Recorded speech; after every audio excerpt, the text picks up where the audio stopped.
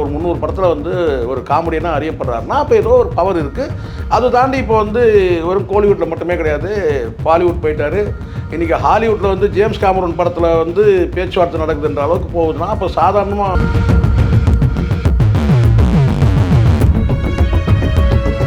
உருவமைப்புக்காக அந்த லுலு சபாவில் அவருக்கு வாய்ப்பு தராங்க. வசனத்துக்கோ நடிப்புக்கோ அது வாய்ப்பு இல்லை. உருவமைப்பை வச்சு அது கூட எங்கே நிற்க வைக்கிறாங்கன்னு கேட்டிங்கன்னா 20வது இடத்துல அவர் நிற்க வைக்கிறாங்க. வந்து யோகி பாபு வந்து ஒரு கின்னஸ் ரெக்கார்டே படைச்சிட்டாரு போல இருக்கு. இது வரைக்கும் அவர்கிட்ட பார்த்தீங்கன்னா ஒரு 21 மேனேஜர்கள் மாறி இருக்காங்களாம். சூப்பர். இதெல்லாம் பொறாமையில் வந்து இந்த பொறுக்கி பசங்க பேசுறது சார். எனக்கெல்லாம் வந்தவொடனே நீங்கள் இந்த சப்ஜெக்ட் பேசணும்னு சொன்ன உடனே ஏன் வந்து தேனை என்ன தேனை சொல்லுங்க. அதான் எனக்கு ஏதோ தேடி செருப்பு வந்து வெளியே விட்டாச்சு. இங்கே கண்டிப்பாக வந்து தொடப்பு கடை ஏதாவது இருக்கும்ல. இது இந்த தொடப்பு அதுதான் தொடப்பு கடை தான் தேடினேன். இது வேற எதில் இவங்களை வந்து அடிக்க முடியும் சார்? யோசிச்சு பாருங்க. ஒரு ஆன்மீகத்தில் வந்து சிந்தனை உள்ள நீங்கள் ஒரு காமெடியன் நீங்கள் லிஸ்ட் எடுத்தீங்கன்னா அது யோகி பாபு. பெரிய பெரிய ஹீரோலாம் இவங்களை பார்த்து பயந்துட்டு இருக்கும்போது ஓங்கி 1.5 டன் வெயிட்ன்ற மாதிரி ஓங்கி ஒரு அடி அடிச்சான் பாருங்க. அந்த அடி வந்து இவங்களால மறக்கவே முடியாத அடி. அது என்னன்னா இவனுங்க பணத்தை வாங்கிட்டு பேசுறாங்க, பிளாக்மெயில் பண்றாங்கன்னு சொல்லி. யோகி பாபு என்ன பண்ணுவாராம், அந்த கூட நடிக்கிறவங்க யாராவது தப்பு பண்ணிட்டா ஸ்பாட்லேயே அவங்கள வந்து கண்ணாப்பின்னு திட்டுறாங்க. அதுக்கப்புறம் எப்படி நடிப்பு வரும்? அது ஒரு விஷயம். என்ன இதில் என்ன கொடுமை தெரியுமா, ரஜினியோட ஒரு காம்பினேஷன் சீனா அதில் நடிக்கும் போது இதே மாதிரி ஒரு கோ ஆர்டிஸ்ட் தப்பு பண்ணும்போது யோகி பாபு வந்து அவங்களை கண்ணாப்பின்னு திட்டுறாராம். பட் ரஜினி வந்து சைலண்டாக அதை வேடிக்கை பார்த்துட்டு இருக்காராம். வயிறு தான் செய்யும் இது, அவனை பார்த்து வயிறு எறிகிறீங்க. ஆனால் நீங்க என்ன செய்றீங்கன்னா ஒரு விஷயத்த சொல்லணும், ஒரு ஆதாரம் சொல்லணும். எந்த கோ ஆர்டிஸ்ட் சொல்றா? டேய் இவன் மானவளூனா தான் இவனுக்கு 2 பேரும் இல்ல எந்த கோ ஆர்டிஸ்ட் சொல்லு. எந்த கோ ஆர்டிஸ்ட யோகி பாபு திட்டினாரு, ரஜினிகாந்த் வேடிக்கை பார்த்தாரு? எந்த சீன் எந்த படத்துல? இதை விட புரியுதுங்களா? சொல்ல மாட்டானுங்க போற போக்குல எப்படி. அப்ப 21 பேர் கின்னஸ் ரெக்கார்ட் படிச்சாரு இல்லையா? அந்த எந்தெந்த மேனேஜர் யாராவது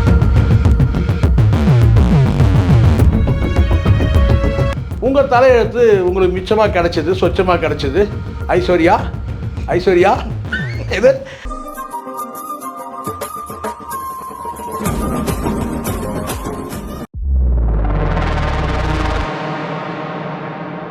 மெட்ராஸ் மெயில் நேயர்களுக்கு வணக்கம். இன்றைய நேர்காணலில் நம்மோடு இணைந்திருக்கிறார் மூத்த ஊடகர் திரு சேகர் அவர்கள். சார் வணக்கம். சார் வணக்கம். ரொம்ப ஒரு முக்கியமான ஒரு அப்டேட்டோடு உட்கார்ந்துருக்கேன் சார். குறிப்பாக இந்த எலெக்ஷன் அப்படியே மற்றவங்க சொல்கிற மாதிரி எப்படி போகுதோ தெரில, கொஞ்சம் சூடாக தான் போகுது. நானும் கண்டென்ட் கொதிக்குது நம்மளும் கண்டென்ட் எல்லாம் ஒரு 30-40 வருஷத்துக்கு முன்னாடி இந்த ட்ரெயினில் ஒருத்தர் வந்து வேர்க்கடலை விற்பான். அது வந்து உள்ளபடியாக அது சூடாக இருக்கா இல்லை அப்போ தான் வாங்கிட்டு வந்துருப்பானா, எங்கேயாவது ஸ்டேஷன் பக்கத்தில் விற்கிற அந்த வேர்க்கடலை கடையிலேருந்து தானே வாங்கிட்டு வருவானுங்க. அந்த கூடையில் வச்சு என்ன செய்வானுங்கன்னா வண்டியில் ஏறிட்டு என்ன செய்வான், அந்த க்ரௌடில் அந்த கூட்டத்தில் என்ன செய்வான்னா வேர்க்கடலை விற்கிறவன். அப்போ என்ன செய்வான்னு கேட்டிங்கன்னா வந்து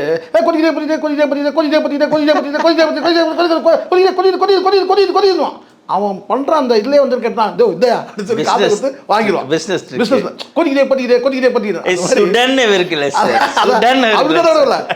அதாவது அதை வச்சுட்டு அந்த மாதிரி அரசியல் களம் கொதிக்குது. ஒருத்தருக்கு கொதிக்குதுங்க.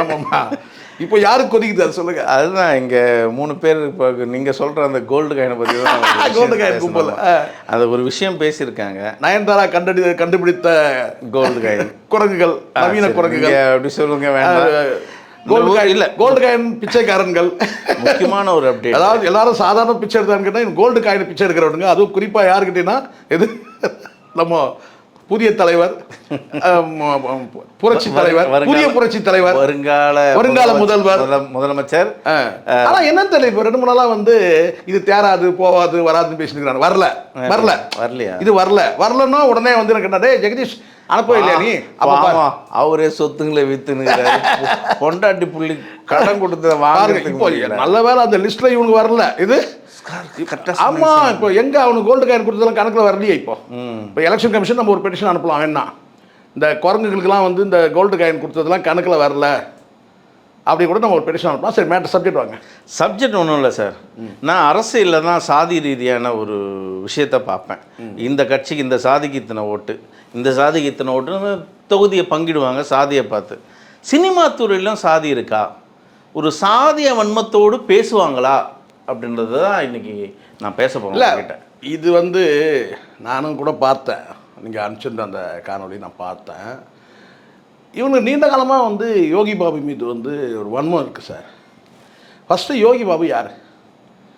யோகின்ற ஒரு படத்தில் அவருடைய பயணம் ஆரம்பிக்குது, சரிங்களா? இன்றைக்கி வந்து கிட்டத்தட்ட ஒரு 15 வருஷம் பயணம்தான். சரி, 2009 அந்த படம் வருது, யோகின்ற படம் வருது. அதில் தொடர்ச்சியாக தான் வந்து ஒரு 15-16 ஆண்டு காலத்தில் ஒரு 300 படத்தில் நடிச்சிருக்கிறாருன்னா அந்தளவுக்கு ஒரு வரவேற்பு இருக்குதுன்னு சொன்னால் அப்போ அந்த மனுஷங்கிட்ட ஏதோ ஒரு பவர் இருக்குது. அந்த மனுஷங்கிட்ட ஏதோ ஒரு பவர் இருக்குது. ஏன்னா இன்றைக்கி வந்து சினிமாவில் ஒரு 4 வருஷம் 5 வருஷம் நிற்கிறதே பெரிய விஷயம் சார். ஒரு 15 வருஷமாக வந்து ஒரு 16 வருஷமாக நிற்கிறாரு. அது தாண்டி உங்களுக்கு ஒரு 300 படத்தில் வந்து ஒரு காமெடியனாக அறியப்படுறாருன்னா அப்போ ஏதோ ஒரு பவர் இருக்குது. அது தாண்டி இப்போ வந்து வெறும் கோலிவுட்டில் மட்டுமே கிடையாது, பாலிவுட் போயிட்டார். இன்றைக்கி ஹாலிவுட்டில் வந்து ஜேம்ஸ் கேமரூன் படத்தில் வந்து பேச்சுவார்த்தை நடக்குதுன்ற அளவுக்கு போகுதுன்னா அப்போ சாதாரணமாக நடக்குமா? அது கண்டிப்பாக. ஒவ்வொரு காமெடியும் நீங்கள் எடுத்துங்க. அப் டு நீங்கள் வந்து எனக்கு தெரிஞ்சு சந்திரபாபுல இருந்து நீங்கள் எடுத்திங்கன்னா கூட, நாகேஷ் எடுத்துக்கிட்டீங்கன்னா கூட, அப்படியே தொடர்ச்சியாக நீங்கள் பார்த்தீங்கன்னா ஒரு ஹாலிவுட்டில் போய் வந்து பெர்ஃபார்ம் பண்ணக்கூடிய அளவுக்குலாம் காமெடிங்க கிடையாது. அப்போ யோகி பாபு வந்து இன்றைக்கி வந்து ஒரு ஜேம்ஸ் கேமரூன் லெவலுக்கு வந்து ஒரு பெரிய இயக்குனர், டைட்டானிக்கு, அவதார் மாதிரி ஒரு படங்கள் எடுத்தவங்க வந்து பார்த்தீங்கன்னா அந்த இடத்துல ஒரு பேச்சு. அப்போ ஏதோ ஒரு பவர் இல்லாமலாம் இல்லை. பவர் மீன்ஸ் அது நீங்கள் வந்து திறமை எடுத்துங்க. யோகி பாபுவோட கடந்த கால வாழ்க்கையை பார்த்தீங்கன்னா ஒரு மனிதன் வந்து உருவத்தை வச்சு நிறைய ஒரு கேலி கிண்டல் அனுபவிக்கலாம். அந்த கேலி கிண்டலால் மிகவும், அதாவது ரொம்ப கொடுமைகளெல்லாம் அனுபவிச்சவர் தான். அதுதான் சார், எனக்கு ஒரு சின்ன ஒரு விஷயம் சொல்கிறேனே. ஒரு 40 வருஷத்துக்கு மேலேயே இருக்கும். ஒரு சென்னையில் இருக்கிற அருகாமையில் இருக்கிற ஒரு கிராமம் தான். அதில் வந்து பார்த்திங்கன்னா ஒரு குறிப்பிட்ட ஒரு நபரை வந்து ஒரு வார்த்தையை சொல்லி அவருடைய உருவ அமைப்பை சொல்லி கேலி பண்ணுவாங்க. ஆனால் அந்த உருவ அமைப்பை சொல்லி வந்து கேலி பண்ணதை பல காலங்களில் வந்து அவர் வந்து அனுபவிச்சிருக்கிறாரு. அது ஜாலியாகவும் எடுத்து பழகிருச்சு. இந்த மாதிரி ஒரு பேரை சொல்லி கூப்பிட்றதுன்றது பழகிருச்சு. ஆனால் அந்த இடத்துல வந்து நான் கேட்டால் அவர் மீது வந்து ஒரு பெரிய ஒரு பழி வருது. ஏதோ ஒரு குற்றம்னு வச்சுக்கலாம், அது என்ன குற்றம்னு சொல்ல வேணாம். அவர் மேலே வந்து ஒரு பழி வருது. ஆனால் அது பொய். ஆனால் அவர் சொல்கிறாரு, ஆனால் அதை நம்ப தயாராக இல்லை. இதை இவன் பண்ணியிருப்பான்ற மாதிரி சொல்கிறாங்க. கிட்டத்தட்ட சிறுபிள்ளையிலேருந்தே அந்த ஊரில் வாழ்ந்துட்டு இருக்கிற ஒரு மனுஷன். பெரிய ஆதரவு வந்து பார்த்தீங்கன்னா பாட்டி வீட்டில் தான் வளர்ந்துட்டு வராரு. பெரிய ஆதரவுலாம் கிடையாது. ஆனால் அந்த நபரை வந்து உளவியலாக ரொம்ப வந்து எல்லாரும் வந்து இந்த தப்பை இவன் தான் பண்ணியிருப்பான் அப்படின்னு சொல்லும் போது பார்த்தீங்கன்னா இவ்வளோ நம்ம நேசித்த மக்கள் வந்து அந்த கிராமத்திலே எல்லார் வீட்டுக்கும் போய் வேலை செய்கிறது, என்ன சொன்னாலும் ஓடி போய் செய்கிறது. இதை தூக்கிட்டு வரணுமா, அதை போய் கடையில் போய் இதை வாங்கிட்டு வரணுமா, இது இறக்கணுமா, இது மூட்டை தூக்கணுமா, இறக்கணுமா, இப்படி வந்து அங்கங்கே யார் வீட்டில் சாப்பாடு கொடுக்குறாங்க அப்படி சாப்பிட்டு அப்படி இருந்த மனுஷன் ஒரு கட்டத்தில் அந்த ஊரில் இருக்கவங்க ஒரு பொய்யான ஒரு குற்றச்சாட்டு வந்து அவர் மேலே வந்து வதந்தியாக வேகமாக பரவும் போது அதை நிரூபிக்க முடியாத ஒரு சூழலில் வந்து பார்த்தீங்கன்னா யாரோ செய்த தவறுக்கு வந்து அவர் பலியாயிட்டு உளவியலாக வந்து, ஏன்னா அந்த உருவ அமைப்பு வச்சு தான் அவர் மீது ஒரு பழி சுமத்துறாங்க. நான் சொல்கிறது 40 வருஷத்துக்கு முன்னாடி நடந்து சொல்கிறேன். நேராக போகிறாரு, அந்த ஊர் குளத்தையே விழுந்து செத்துறாரு. இது நடந்தது. அதனால் உருவ அமைப்பை வைத்து இங்கே நம்ம வந்து பேசக்கூடாது. உருவ அமைப்பை வைத்து கேட்டால் வந்து பேசக்கூடாதுன்னு கேட்டால் இதுதான் இப்படி தான் இது நடந்திருக்கோம்லாம் உறுதி பண்ண முடியாது. அதில் நீங்கள் சொன்ன ஒரு விஷயம் என்னன்னு கேட்டிங்கன்னா, உருவ அமைப்புக்காக அந்த லுலு சபாவில் அவருக்கு வாய்ப்பு தராங்க. வசனத்துக்கோ நடிப்புக்கோ அங்கே வாய்ப்பு இல்லை. உருவ அமைப்பை வச்சு அதுவும் கூட எங்கே நிற்க வைக்கிறாங்கன்னு கேட்டிங்கன்னா 20வது இடத்துல அவர் நிற்க வைக்கிறாங்க. அந்த 20வது கடைசியாக ஒரு எப்படி ஒரு ஆளை ஃபீல் பண்ணணும் போது பார்த்தீங்கன்னா அந்த தோற்றத்தை வச்சு ஒரு மூலையில் அப்படி நிற்க வைக்கிறாங்க. அப்படி அந்த 20 பேரில் வந்து பார்த்தீங்கன்னா அந்த நபர் வந்து பார்த்தீங்கன்னா இன்றைக்கி ஒரு முதல் இடத்துல வந்து நிற்கிறாருன்னா சந்தானமுடைய வளர்ச்சி வேறு. சந்தானம் வந்து பார்த்தீங்கன்னா லொல்லு சபாவில் நாயகன். மற்ற நபர்கள் சொல்கிறேன், அடுத்தடுத்த நபர்கள். அப்போ இன்றைக்கி வந்து பார்த்தீங்கன்னா காமெடியில் வந்து பார்த்தீங்கன்னா உச்ச நாயகனாக இருக்கிறது வந்து யோகி பாபுனா அது பெரிய விஷயம். அதுக்கு பின்னாடி எவ்வளோ வலி இருக்குன்றத நானும் கேட்டேன், நீங்களும் கூட அன்றைக்கி வந்திருந்தீங்க. ஆமாம். ஒரு குறிப்பிட்ட வந்து ஆரம்ப காலத்தில் வந்து வாய்ப்பு இல்லாத அங்கேயும் இங்கேயும் அலைஞ்சிட்டு இருக்கும்போது, சாப்பாட்டு உட்பட அலையும் போது, ஒருத்தர் கூட நண்பர் கூட தங்கும் போது அந்த நண்பர் வந்து எப்படி வந்து வாடகை வசூல் பண்ணார், 2000 ரூபா கொடுத்தா அதை வந்து இவர்கிட்ட வந்து 1000 ரூபாய் கொடுங்கன்னு அந்த கதையும், ஒரு திருட்டு குற்றம் வந்து திருட்டு சம்பவம் நடக்குது, அந்த திருட்டில் இவருக்கு சம்மந்தமே இல்லை, ஆனாலும் உருவ அமைப்பை வச்சு தோற்றத்தை வச்சு அவரை கூட்டு போயிட்டு வந்து அடிச்சு சாட்டுறது. அந்த அவமானம் தாங்காமல் அவர் வந்து பார்த்தீங்கன்னா அடுத்தடுத்து வந்து பசி ஒரு பக்கம், வாய்ப்பில்லை ஒரு பக்கம் அவமானம் ஒரு பக்கம், உருவத்தையே வந்து இப்படி பேசுகிறாங்கன்னு சொல்லிட்டு ஒரு கட்டத்தில் வந்து பார்த்தீங்கன்னா கோடம்பாக்கம் தண்டவாளத்தை ரயில் தண்டவாளத்திலே வந்து தலையை வைக்கிற அளவுக்கு போய் அங்கேருந்து ரிவர்ஸ் ஆகி வந்து இன்றைக்கி வந்து எங்கே கோடம்பாக்கம் எங்கே இருக்குது, கோலிவுட் எங்கே இருக்குது, ஹாலிவுட் எங்கே இருக்குது, ஒரு உச்சத்துக்கு போயிருக்காரு. அதனால் இதெல்லாம் பொறாமையில் வந்து இந்த பொறுக்கி பசங்க பேசுகிறது சார். எனக்கெல்லாம் வந்தவொடனே நீங்கள் இந்த சப்ஜெக்ட் பேசணும்னு சொன்ன உடனே ஏன் வந்து தேனை என்ன தேனை சொல்லுங்க. அதான் எனக்கு ஏதோ தேடி செருப்பு வந்து வெளியே விட்டாச்சு. இங்கே கண்டிப்பாக வந்து தொடப்பு கடை ஏதாவது இருக்கும்ல, இது இந்த தொடப்பு அதுதான் தொடப்பு கடை தான் தேடினேன். இது வேறு எதில் இவங்களை வந்து அடிக்க முடியும் சார்? யோசிச்சு பாருங்கள். ஒரு மனிதனை வந்து சரிடா டேய் நான் இப்படி கூட எடுத்துங்க சார், ஒரு குற்றச்சாட்டு சொல்கிறீங்கல்ல, இது போகிற போக்கில் எப்படி சொல்கிறானுங்க பாருங்கள். மேனேஜருக்கு வந்து இவர் வந்து 21 பேர் மாதிரி டே 21 பேர்லடா 51 பேர் மாற்றினால் கூட வந்து அதுனா அரசு உத்தியோகமாக அது விருப்பப்பட்டால் வச்சுக்கலாம், விருப்பம் இல்லைன்னா வெளியே அனுப்பணும். 21 பேரை மாற்றிட்டாரு. கின்னஸ் ரெக்கார்டாக கின்னஸ் ரெக்கார்டு இதெல்லாம் நக்கல். இதெல்லாம் இது நக்கல். இது கின்னஸ் ரெக்கார்டு. 21 பேர். நான் என்ன கேட்குறேன், அரசு ஊழியமாக அது அரசு 60 வயசு வரைக்கும் ரிட்டையர் ஆகிற வரைக்கும் இருப்பேன்னு சொல்கிறதுக்கு விருப்பம் இருந்தால் வச்சுக்கிறாங்க, விருப்பம் இருந்தால் வெளியே அனுப்புகிறாங்க. ஒன்று. அதுக்கப்புறம் பிஆர்ஓ குழுக்கள் அப்படி தான் அப்படின்னு சொல்லிட்டு இப்போது நான் சொல்கிறேன் கேளுங்க. அங்கே இப்போ இருக்கிறது வந்து பார்த்தீங்கன்னா சுரேஷ் சந்திராவுடைய ரிலேஷன் தான் ரேகான்றவங்க இருக்கிறாங்க. நல்லா பரவாயில்ல, நான் விசாரிச்சு தான் நான் பேசிகிட்டு இருக்கிறேன், சும்மாலாம் நான் பேசுறது கிடையாது. போகிற போக்கில் அப்படி இல்லை, நான் எல்லார்ட்டையும் பேசிட்டு தான் நான் வந்து சொல்கிறேன். அவர் யோகி பாபு சொல்கிறதுக்கு ஆனால் அங்கே அதெல்லாம் அப்படி அவர் வந்து கேட்டால் பிஸியாக இருக்கிறேன், இதெல்லாம் வந்து இது ஒரு மேட்டர் அப்படின்னு சொல்லிட்டாப்புல. இது அப்படி அதாவது இவங்களை லெஃப்ட்டு ஹேண்ட் இல்லை லெஃப்ட் ஃபிங்கரில் வந்து அப்படின்ட்டாப்புல. இது மற்ற விஷயம் நீங்கள் சொல்லுங்கள், நான் எப்படி நான் வந்து பாப்பா மேரேஜ்லாம் எப்படி முடிஞ்சுது அப்படின்னு சொல்லிட்டு அதெல்லாம் பேசிட்டு இருந்தார்.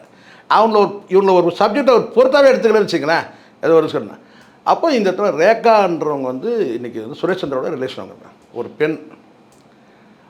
ஒரு பெண் வந்து இருக்கிறாங்கன்னா அப்போ எவ்வளோ ஒழுக்கமான ஒரு மனிதர்கிட்ட தான் இந்த பெண்கள் பணியாற்றவே முடியும்.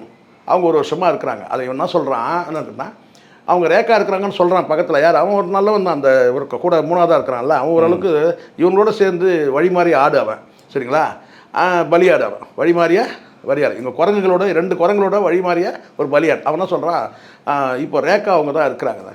நம்ம பேசிகிட்டு இருக்கும்போது அவரை மாற்றிட போகிறாரு யார் இவர். ஆனால் எனக்கு செய்தி அது மாதிரி வரலையே சார். அவரு சார் ஒரே ஒரு மேனேஜர் மாற்றிருக்காரு. மேனேஜர் நான் சொல்கிறேன் பாருங்க சார். இப்போது நான் ஒரு விஷயம் நான் சொல்கிறேன் சார். மேனேஜருக்குன்றது ஒரு இப்போ நான் கேட்குறேன் சார். இப்போ யோகி பாபு கிட்ட ஒரு மேனேஜராக இருக்கிறாரு. நாளைக்கு திடீர்னு வந்து ரஜினிகாந்த் அவருக்கு ஒரு மேனேஜர் தேவைப்படுறாங்க, அவன் போயிட மாட்டானா? கண்டிப்பாக. எல்லாருமே இவர் தான் வேலையை விட்டு அனுப்புகிறாரா?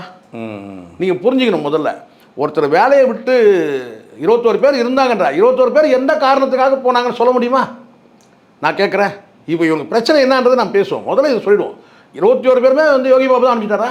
அவனா விருப்பப்பட்டு கூட போகலாம்ல. நான் சொந்த ஊருக்கு போகிறேன்னு சொல்லலாம், இல்லை வேறு தொழிலுக்கு போகிறேன்னு சொல்லலாம், இல்லை டைரக்டர் ஆகலாம், எப்படி வேணா போகலாம். எனக்கு ஒரு டவுட்டு, இவங்க என்ன பக்கத்தில் யோகி பாபு பக்கத்தில் இருந்த மாதிரி பேசுகிறாங்க. இவங்க என்ன விளக்கு பிடிக்கிறது தானே வேலையை அவங்களுக்கு எல்லாத்துக்குமே. இதுங்க சொல்கிறது, அதுக்கு அங்கே வாய்ப்பு தரவே இல்லை. அந்த மாதிரி ஆளும் கிடையாது. சினிமாவில் ஒழுக்கமானவங்களை நீங்கள் லிஸ்ட் எடுத்தீங்கன்னா சார், ஏன் இன்னும் சொல்லப்போனால் காமெடியன்களை நீங்கள் லிஸ்ட் எடுத்தீங்கன்னா ஒழுக்கமான, அதுவும் வந்து பக்திமான ஒரு ஆன்மீகத்தில் வந்து சிந்தனை உள்ள நீங்கள் ஒரு காமெடியனுக்கு நீங்கள் லிஸ்ட் எடுத்தீங்கன்னா அங்கே யோகி பாபு வேறு ஆள் கிடையாது. வேறு ஆள் கிடையாது. நீங்களே பார்த்தீங்களா சுற்றி எவ்வளோ ஃபுல்லாகவே வந்து ஒரு பக்திமயமாக தான் இருக்காரு. அவரை சுற்றி ஒரு பக்தி. நம்ம எங்கே வந்து யோகி பாபா பார்க்க வந்தோமா, வந்து ஏதோ ஒரு சாமியாரை பார்க்க வந்தோமான்னு ஆயிடுச்சு. அப்படிதானே ஆயிடுச்சு. அப்படிதானே ஆயிடுச்சு. நம்ம போய் அங்கே உட்காந்து என்ன உபசரிப்பு. அதான் சொல்கிறேன். அதாவது ஒரு மனிதனை வந்து வீழ்த்தணும் சார், இவங்களை வீழ்த்தணும். ஒருத்தனை வந்து வாழ வைக்கணும், அசைன்மெண்ட்டு வருது. அப்போ என்ன செய்யுங்க, வீழ்த்தத்துக்கு என்னெல்லாம் என்ன கண்டுபிடிச்சான்னு பாருங்கள். இவனுக்கு கண்டுபிடிச்ச அதான் கவுண்டமணி சொல்லுவார் இந்த இடத்துல. இது கவுண்டமணிக்கு அவ்வளோ பிரியமா இவர் மேலே, யார் யோகி பாபு மேலே. கவுண்டமணி வந்து ஒரு படத்தில் சொல்லுவார், ஜப்பான்காரன் எதை கண்டுபிடிக்கிறான், ஆப்பிரிக்காக்காரன் எதை கண்டுபிடிக்கிறான், இந்த நாய் எதை கண்டுபிடிச்சிருக்கான்னா அது இவனுக்கு தான் பொருந்தோம். எது இந்த நாய் எதை கண்டுபிடிச்சா, அந்த பீலா பிஸ்மி இந்த நாய் எதை கண்டுபிடிச்சிருக்கான்னா இதுன்னா அவர் வந்து படப்பிடிப்பில் இது முதல்ல இதெல்லாம் சொல்லிட்டானுங்க. 21 பேர் மாற்றிட்டாரு, பிஆர்ஓ மாற்றிடுவார், சம்பளம் பாக்கி இருக்குது. நீங்கள் முதல்ல இதை முடிச்சிடலாம். சம்பள பாக்கி ஒரு விஷயம் புரிஞ்சுங்க. எந்த நடிகர்கிட்டையாவது சம்பள பாக்கி வச்சாங்கன்னா அவன் வெளியில் வந்து கத்துவான் சார். இது மூலமாக அவங்களுக்கு தேவையில்லாமல் ஒரு டிஸ்டர்பன்ஸ் ஆகும். அவன் என்ன செய்யணும்னா கணக்கு முடித்து அனுப்பிடுவாங்க. நீ கிளம்புறேன்னாக்கா அது கணக்கு முடிச்சாச்சுன்னா இல்லை இந்த டைமில் எனக்கு நான் அந்த மேனேஜருக்கு ஏன் போனார்னு நான் சொல்கிறேன் என்னென்னா அதை கூட அவர் சொல்ல விரும்பல.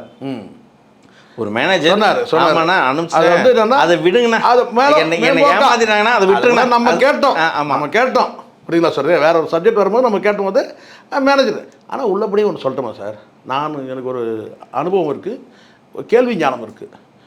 பெரும்பாலும் மேனேஜர்கள் 2 பேர் வந்து ஏமாற்றுவாங்க சார். யார் நடிகர்லேயும் நடிகைகளையும் 2 தரப்பில் ஏமாற்றுவாங்க.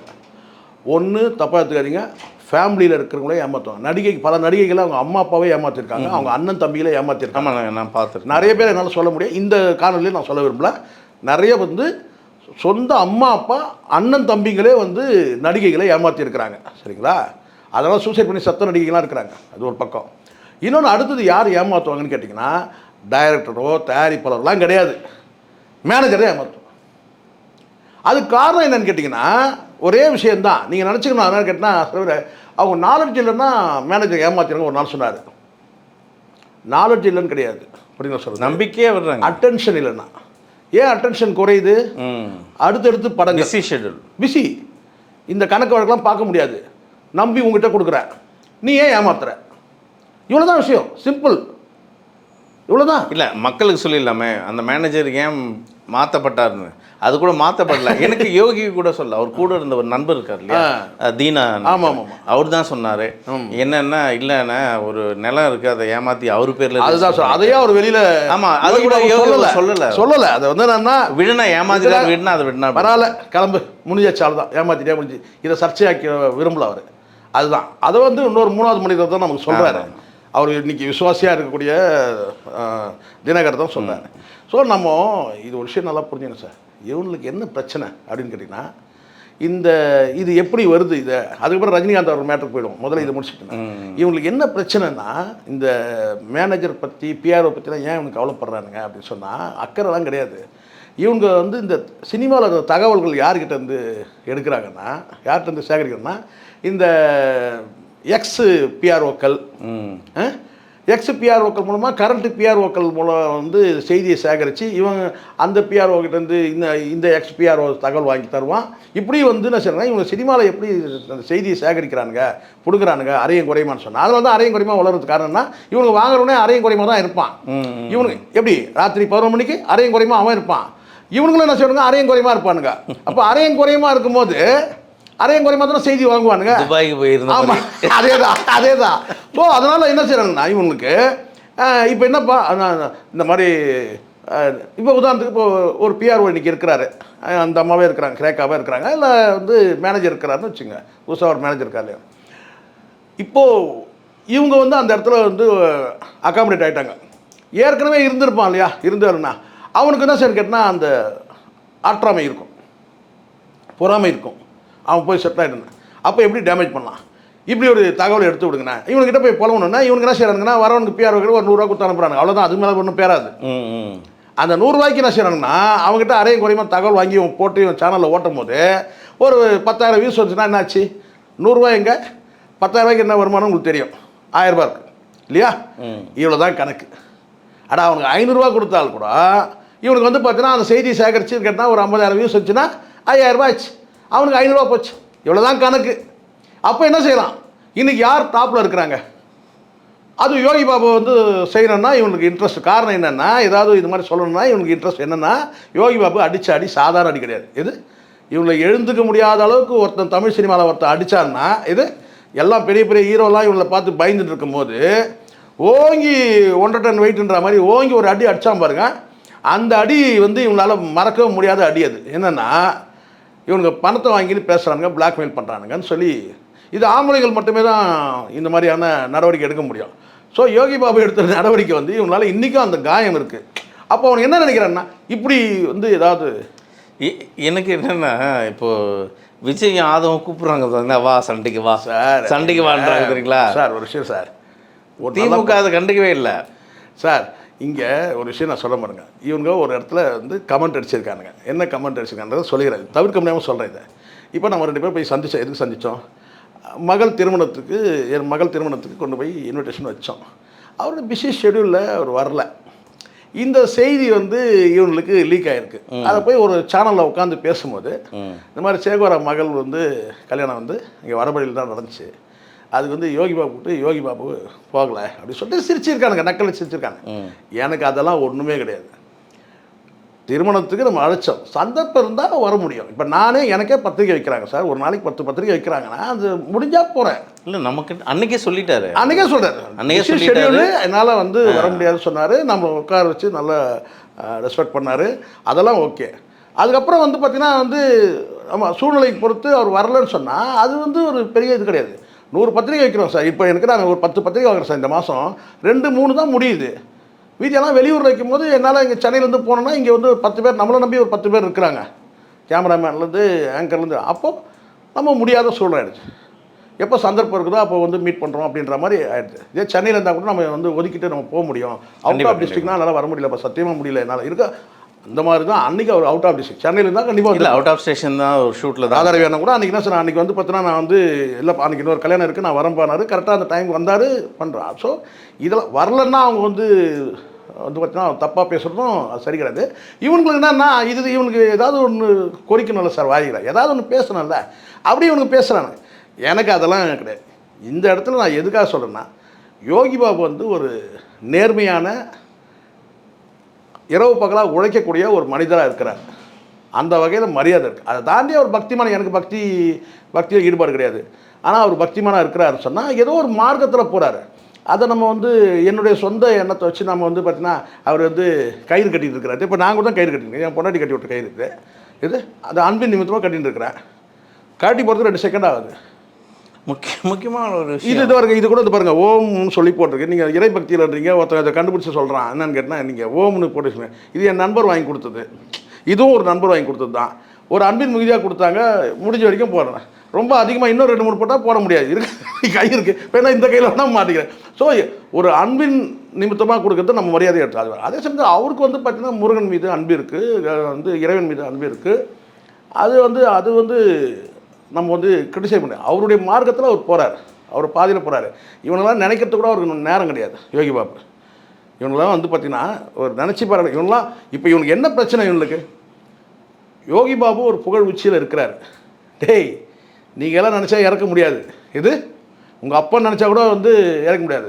நீங்கள் பொறாமப்படுறீங்க, அதுக்கு என்ன பண்ண முடியும் சொல்லுங்க. அவருக்கு கிடச்சது யோகம், பேரே யோகி பாபு. யோகின்ற படத்தில் வச்சனால அந்த பாபுன்ற பேரோட யோகி ஒட்டிச்சு, இப்படி தான் சொல்லுது. உங்களுக்கு நீங்கள் பார்த்து பொறாமப்படுறீங்க, அதுக்கு என்ன பண்ண முடியாது? உங்கள் அப்பா வேட்டியை வச்ச நேரம் அந்த மாதிரி இருக்கு. சார் என்ன சார் சொல்ல முடியும் சார்? இல்லை இது இதெல்லாம் பதிவு பண்ணுங்க, இதெல்லாம் வரலாற்றில் பொன்னி எழுத்துக்கள் பொறிகள், இதெல்லாம் வேற யாரும் பேச மாட்டாங்க. ஒரு அந்தரனும் சொல்கிறேன், பீலா பிஸ்மியும் சொல்கிறேன், 2 பேரும் சொல்கிறேன். அவனை விட்டுருங்க பாவம். என்ன இவனுக்கு 2 பேருமே ஏன்னா அடுத்தவங்களை பார்த்து போறாம போறீங்க? உங்களுக்கு சார் விஷயத்து வாங்க, யாருடைய சாப்பாடு யாரும் தடுக்க முடியாது சார். யோகி பாபுடைய புகழ் அது வந்து பார்த்தீங்கன்னா இன்னைக்கு இந்த இடத்துல இருக்கணும்னு எழுதப்பட்டது, அதை நீங்கள் மாற்ற முடியாது, மாற்ற முடியாது. நல்ல மனிதர் ரஜினிகாந்த் அவர்கள் வந்து பார்த்தீங்கன்னா இந்த அளவுக்கு உச்சியில் வருவான்னு யாராவது எதிர்பார்த்தாங்களா? கண்டிப்பாக.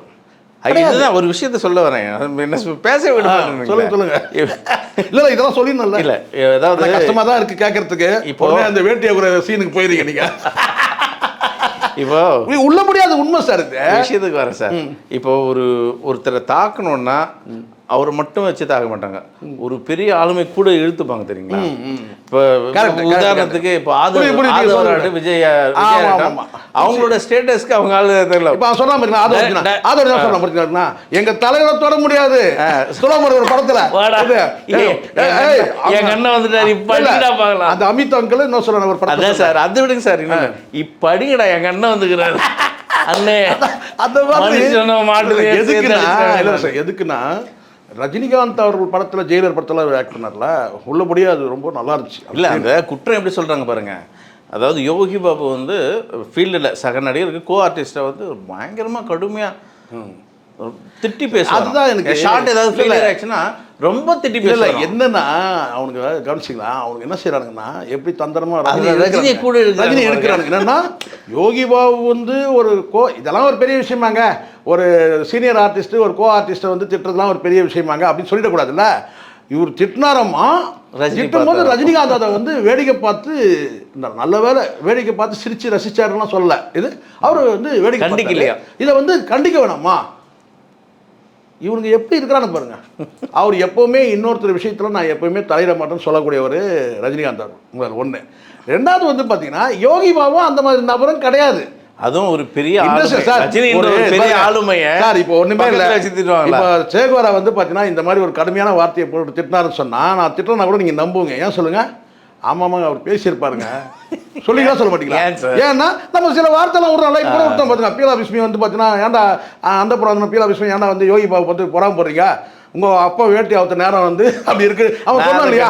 இல்லை சார் அதெல்லாம் கிடையாது. அதெல்லாம் பீப்லாம் போடாதீங்க, அப்படியே ஸ்ட்ரைட்டாக அடிங்க. இப்போ புரியுதுங்களா? அடுத்தவங்களை பார்த்து பொறாம போடுறோம் இப்படி தான் சொல்லணும் நம்ம. இப்போ புரியுதுங்களா? அப்போது இந்த இடத்துல நீங்கள் நல்லா புரிஞ்சுக்கணும். இன்னொருத்தரை நீங்கள் ஒரு மென்ஷன் பண்ணி நீங்கள் பேசுகிறீங்கன்னா மினிமம் ஆதாரத்தை போடுங்க. உங்கள் வன்மத்தெல்லாம் கொட்டாதீங்க. பொறாமலாம் உங்களுக்கு இருக்கும், வயிறு எறி தான் செய்யும். இது அவனை பார்த்து வயிறு எறிகிறீங்க. ஆனால் நீங்கள் என்ன செய்றீங்கன்னா ஒரு விஷயத்த சொல்லணும், ஒரு ஆதாரம் சொல்லு. எந்த கோ ஆர்டிஸ்ட் சொல்கிறா? டேய் இவன் மானம் உள்ளவனா தான் இவனுக்கு 2 பேரும் இல்லை எந்த கோ ஆர்டிஸ்ட் சொல்லு. எந்த கோ ஆர்டிஸ்ட்டை யோகி பாபு திட்டினாரு, ரஜினிகாந்த் வேடிக்கை பார்த்தாரு? எந்த சீன் எந்த படத்துல? இதை விட புரியுதுங்களா? இதெல்லாம் சொல்ல மாட்டானுங்க. போற போக்குல எப்படி அப்ப 21 பேர் கின்னஸ் ரெக்கார்ட் படிச்சாரு இல்லையா? அந்த எந்தெந்த மேனேஜர் யாரா 21 வேணாண்டா, அந்த ஒண்ணு சொல்றேன்.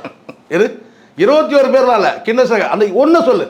21வது ஆள் அது யார்? அது லிஸ்ட் சொல்லணும். பேரை சொல்றாங்க மேனேஜர் எல்லாம் பேரை சொல்றேன். இத்தனை பேரை வந்து உண்மையிலேயே வந்து மாத்தி இருக்காரு. உண்மையிலேயே வந்து எது விஎஸ் பாபு வந்து நேற்று தினம் வந்து பெரம்பூர் பிரச்சாரத்தில் சார் குளத்தூர் பிரச்சாரத்தில் ஒரு வார்த்தை சொல்ல பாருங்க. பாட்டு அடிச்ச உடனே ஒரு வார்த்தை சொல்கிறான். ஒரு வார்த்தை என்ன சொல்கிறான்? ஒரு வார்த்தை சொல்கிறேன்னா, ஒரு அப்பனுக்கு பிறந்திருந்தா யார் வந்து பாட்டை தூக்கி அடிச்சோன்னா ஒரு அப்பனுக்கு பிறந்திருந்தா நேருக்கு நேர் வாங்கடா அப்படின்னு சொல்லும்போது, அண்ணே போதும் வாங்க உட்காருங்கண்ணே சொல்லிட்டு யார் இவன் கூப்பிட்டு போயிடலாம். யாரு அதை வச்சு ஏன் சொல்லுங்க அடிச்சுட்டு அவன் தான். அது மாதிரி இவங்க நான் கேட்குறேன். இல்லை சொல்கிறது கேட்டா நீ என்ன செய்யணும்? அந்த டைலாக் நான் சொல்கிறேன்.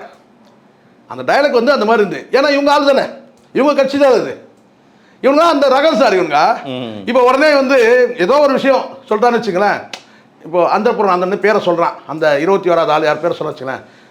அதெல்லாம் விடுங்க, அதெல்லாம் சொல்லாதீங்க, எது அதெல்லாம் சொல்லாதீங்க. ஏன்னா அவன் நம்ம ஆளுங்க, ஏன்னா அவன் ஆளு. அந்த 21 பேர்ல யாரோ ஒருத்தன் போய் புலம்பியிருக்கான் சார். அதனால என்ன சார் கேட்டீங்கன்னா 21 பேர் இல்ல சார்.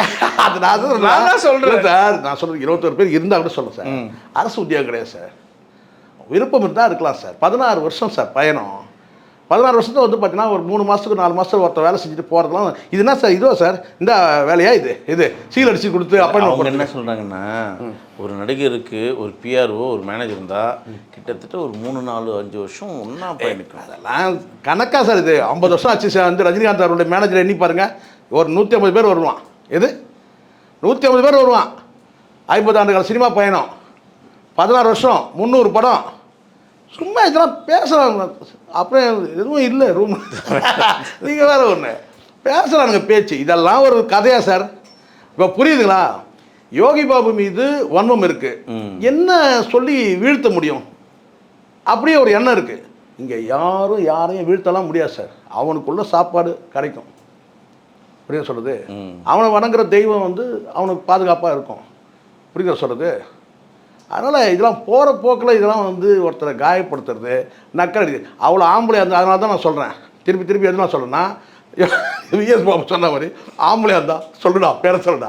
எது ஆம்பளை இருந்தால் பேரை சொல்லுங்கள். எந்த நடிகர் கோ ஆர்டிஸ்ட்டு சொல்லுங்கள், எந்த மேனேஜர் உங்ககிட்ட வந்து 100, 200 வந்து பிஆர்ஓன்னு கேட்டானுங்கன்னா அவனுக்கிட்ட தகவலை வாங்கிக்கின்னு அதையும் குறையும் பேசிட்டு அடி வாங்கிறது. புரியுங்களா சொல்கிறது? நான் உள்ளபடியே நான் சொல்கிறேன் சார். ஒரு மனுஷன் கண் கலங்கிச்சாலியா நமக்கு அன்றைக்கி வந்து யோகி பாபு சொல்லும் போது முழுக்க உருவத்தை மட்டுமே வச்சுக்கிட்டு இந்த குற்றத்தை இவன் தான் செய்திருப்பான்னு சொல்லி இந்த உலகம் வந்து நினைக்கக்கூடிய அளவு தானே இன்றைக்கி இருக்குது. உருவம் வந்து பார்த்திங்கன்னா எந்த அளவுக்கு மைனஸாக இருப்பாங்க. ஆனால் அந்த உருவம் மைனஸாக இருந்த உருவத்தை இன்றைக்கி ப்ளஸ் ஆக்கி இன்றைக்கி யோகி பாபு வந்து வசனம் பேச தேவையில்ல, சிம்பிளாக ஒரு வசனம். இந்த டூரிஸ்ட் ஃபேமிலின்னு ஒரு படத்தில் என்ன சிம்ரன் அப்படின்னு ஒரே ஒரு தான். இது தியேட்டர் அலோகலப்படும் சார். எனக்கு ரொம்ப பிடிச்ச படம் கோலமாவுக்கு இல்லை சார். யோகி பாபாவால் தான் அந்த படமே சார். இன்னைக்கு சார் இன்னைக்கு ஜெயம் ரவி வச்சு ஒரு ப்ராஜெக்ட் சார். அடுத்த ப்ராஜெக்ட் அதான் போயிட்டு இருக்கிறாரு. ஜெயம் ரவி வச்சு ஒரு அப்டேட்டும் சொல்லிடும். இந்த நாய்ங்க அதெல்லாம் சொல்ல போகிறது இல்லை. யார் அடுத்தது பீலா நம்ம சொல்லுவோம். அடுத்தது ஜெயம் ரவி வந்து முழுக்க முழுக்க நம்பி இருக்கிறது யோகி பாபு வச்சு ஒரு படம் பண்ணுறாரு. அவருடைய படம் இந்த ரவிமோகன் ப்ரொடக்ஷன்ஸ் அந்த படத்தில் இருக்கிறாரு. இப்போ அடுத்த கட்டமாக வந்து பார்த்தீங்கன்னா அரசன் படத்தையும் யோகி பாபு இருக்கிறாரு அந்த படத்தில். நான் கேட்குறேன், யோகி பாபுக்கு வந்து பார்த்தீங்கன்னா ஒரு பவர் மீன்ஸ் என்ன? அது செல்வாக்குன்னு நீங்கள் எடுத்துங்க, சக்தின்னு எடுத்துங்க, இல்லை வந்து ரசிகர்கள் கூட்டம்னு எடுத்துங்க, ஏதோ ஆக மொத்தம் எனக்கு யோகி பாபு நம்பி இன்றைக்கி வந்து கோலிவுட் இருக்கா இல்லையா? அதெல்லாம் யாரும் வந்து அது மறுக்க முடியாது சார். உனக்கு பிடிச்சவன் பிடிக்காதவெல்லாம் கிடையாது, இங்கே மக்களுக்கு பிடிக்குது. யோகி பாபு வந்து அப்படியே வந்து ஒரு அப்பியர் கொடுத்தா விசில் அடிக்கிறான், கை தட்டுறான், அல்லோகலப்படுது. அவங்க என்ன செய்ய முடியும்? உங்கள் பொறாமைகளாம் பண்ண முடியுமா? யாரோ ஒருத்தர் இருந்து இன்றைக்கி உச்சத்தில் இருக்கிறவங்க சார், இன்றைக்கி உச்சத்தில் நான் ஒரே வார்த்தை இப்போ இவங்களுக்கு கேட்குறேன், இவனுக்கு என்ன பிரச்சனைன்னு கேட்டிங்கன்னா, இவனுக்கு வந்து பார்த்திங்கன்னா அந்த ஆளுமை ஆதிக்க சிந்தனை என்னன்னு கேட்டால் நம்மளை மதிக்கணும், நம்மக்கிட்ட நம்ம ஃபோன் போட்டு அட்டன் பண்ணணும், பேசணும் அப்படின்னு சொல்லி. நாமளே வந்து பிரபலமானவங்க யாராக இருந்தாலும் கூட பார்த்திங்கன்னா நான் வந்து மெசேஜில் தான் பேசுகிறது. ஏன்னா எதுக்கு அவங்க டிஸ்டர்ப் பண்ணாங்க, ஷூட்டிங்கில் இருப்பாங்க, அங்கே இருப்பாங்க, எதுக்கு தேவையில்லாத மெசேஜில் தான் கன்வே பண்ணுறது. ஸோ இதெல்லாம் வந்து இவனுக்கு என்னென்னா, இவன் நம்ம ஃபோன் போட்டால் பேசணும் நம்மக்கிட்ட. இவனுக்கு அடி வாங்கினானுங்கல்ல, ஒரே ஒரு அடி, அந்த அடி இவனால் வந்து மறக்க முடியல. அதெல்லாம் வன்மத்தை கொட்டணும், வேறு ஒன்றுமே கிடையாது. யோகி பாபு இப்போ நான் சொல்கிறேன் சார், இங்கே யாருமே உழைப்புலையும் நேர்மையிலையும் முன்னேறவங்க தடுக்கவே முடியாது. இந்த பாருங்கள், ஊர் முழுக்க ஒரே போஸ்டர் சார், ஒரே பேனர். யாருக்கு ஊர் முழுக்க ஃபுல்லாக போஸ்டர் ஒப்பிட்டானுங்க. இது பேனர் கீனர் எல்லாம் அப்படியே சென்னையே குலுங்குது. லீடர் படம் ரிலீஸு, நாளைக்கு ரிலீஸு லீடர் படம். மொத்தமாக அண்ணாச்சியே ஆக்கிரமிச்சிருக்கிறாரு எல்லா இடத்துலையும். திரும்ப இடத்துலாம் போஸ்டர், அதுவும் எலெக்ஷன் டைமில். இப்போ எல்லா தலைவர்களும் எப்படி இருக்கும்? இது முழுக்க ஊர் முழுக்க வந்து லெஜண்ட் சரவணன் பேச்சே இருக்குது. ஃபுல்லாக லீடரை பற்றியே பேசியிருக்கேன். ஏன்னா திருமண பக்கம்லாம் வந்து போஸ்டராக இருக்குது, அல்லோகலப்படுது. ஸோ இதெல்லாம் இப்போ புரியுதுங்களா? அங்கே உழைப்பு நேர்மை இதெல்லாம் தோக்கிறதே கிடையாது சார். அங்கேயும் அப்படி தான். யோகி பாபுக்கிட்ட எப்படி வந்து பார்த்தோன்னா அந்த உழைப்பு நேர்மை உண்மை எப்படி இருக்குதோ அதே மாதிரி அங்கேயும் வந்து பார்த்தீங்கன்னா வந்து லெஜண்ட் சரவணன் அவருக்கு வந்து சினிமாவில் நடிக்கணும்னு எதாவது இருக்கா சார்? சினிமாவில் நடிக்கணும்னு கிடையாது. ஏகப்பட தொழிலுக்கு பல ஆயிரம் கோடியில் பிஸ்னஸ் நடக்குது. ஆனால் சினிமாவில் வந்து முகம் கட்டணா அப்போ அவங்களுக்கு வந்து உள்ள ஆர்வம் தான். இந்த இடத்துல இப்படி நிற்கணும்னு இருக்குது. இன்றைக்கி வந்து அசைக்க முடியாத ஒரு ஹீரோ, அசைக்க முடியாத ஒரு காமெடியன் அப்படி இருக்குது. உங்கள் தலையெழுத்து உங்களுக்கு மிச்சமாக கிடச்சிது, சொச்சமாக கிடச்சிது. ஐஸ்வர்யா இது பார்த்தீங்களா? நீங்கள் பார்த்தேன். மிச்சமாக சொச்சமாக கிடச்சிது உங்களுக்கு. ஐஸ்வர்யாவோட ஒரு கட்டிப்பிடி வைத்தியம். சரிங்க சார், நம்ம தவறாக பேச வேண்டாம். தவறாக எதுவும் பேசலை. இந்த உங்களுக்கு மிச்சமாக சொச்சமாக கிடச்சிது. நல்ல வேலை ஐஸ்வர்யா ராய் கிடைக்கல. அவனுக்கு ஒரு வருத்தம் இல்லை. என்னன்னு கேட்டால், உங்களுக்கு கிடைச்ச வாய்ப்பு எனக்கு கிடைக்கலையே. யாருக்கு? அந்தனுக்கு. உங்களுக்கு கிடைச்ச ஒரு அப்படி கொஞ்சம் தள்ளி வருத்தம் போறீங்களா? எனக்கு எந்த வருத்தமும் கிடையாது. ஏன்னா நமக்கு சோறு கிடைக்காது. இந்த மாதிரி ஒரு சம்பவம் நடந்துருச்சுன்னா, நல்ல கேள்வி கேட்டீங்க. இந்த மாதிரி ஒரு சம்பவம் ஒருவேளை நடந்துருச்சுன்னா, நடக்காது நம்ம அவாய்ட் பண்ணிட்டோம்னு வச்சுங்களேன். ஆனால் வந்து ஒரு சம்பவம் நடந்துருச்சுன்னா டைவர்ஸ் வரைக்கும் போயிடும் வீட்டில். இது எங்கேயும் போகல. இது வக்கீல தான் தேடி தான் தனியாக எங்களுக்கு ஜாலி ஸ்டுடியோவில் அதுக்கு இல்லை சார். ப்ரோக்ராம் போனியா, அங்கே போய் அந்த நடிகை கட்டி பிடிச்சின்னு இருக்கிற நீ அப்படின்னு அப்படி கேட்டால் கூட பரவாயில்ல. ஒரு மௌனமாகவே வந்து பார்த்தீங்கன்னா வக்கீல் நோட்டீஸ் பறக்கும். இது எங்கேயும் வெளியில் போகல, வீட்டிலே இருக்கிறாங்க. இது வக்கீலுக்கு வீட்டிலே இருக்கிறாங்க. என்ன சொந்த பந்தம் அண்ணன் எல்லாம் சொந்த பந்தம்லாம் வக்கீலாக இருக்காங்க. நமக்கு இருக்கிற பெரிய மைனஸே அதுதான். அப்படி இருக்கும்போது நம்ம என்ன செய்யணும்? பயந்து போய் உட்காந்துட்டு இது இந்த நடிகை இருந்தாங்கன்னா அந்த பக்கம் திரும்பி கூட பார்க்கக்கூடாது. இது அப்படி இருக்குது நம்ம நிலைமை. தொடர்ந்து பேச அவங்களுக்கு யோகா இருக்குது சார். இதில் யோகா இருக்குது. இது ஏதோ காலில் இருக்குன்னு நினைக்கிறேன். அப்போ இதெல்லாம் வருத்தம்னா அந்தனுக்கு ஃபுல்லாகவே நீங்கள் கொஞ்சம் அப்படி அனுப்பியிருக்கலாம்ல. நீங்கள் தப்பு சார் விடுங்க சார். பேசுவோம் சார், தொடர்ந்து பேசுவோம். யோகி பாபு என்ற பெரிய ஒரு ஆளுமை இன்றைக்கி வந்து தமிழ்நாட்டு சினிமாவில் ஒரு வளர்ச்சியை நோக்கி போயிட்டு இருக்காரு.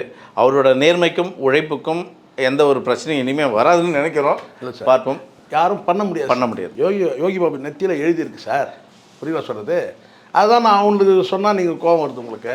இல்லை, நம்ம அது மாதிரி அவங்கள மாதிரி நம்ம பேச வேண்டாம். தமிழ்நாட்டு மக்கள் பார்க்குறாங்க, அவங்க ரசிகர் பார்க்குறாங்க. நல்லது தெரிஞ்சுக்கணும். ரொம்ப நன்றி. நன்றி சார்.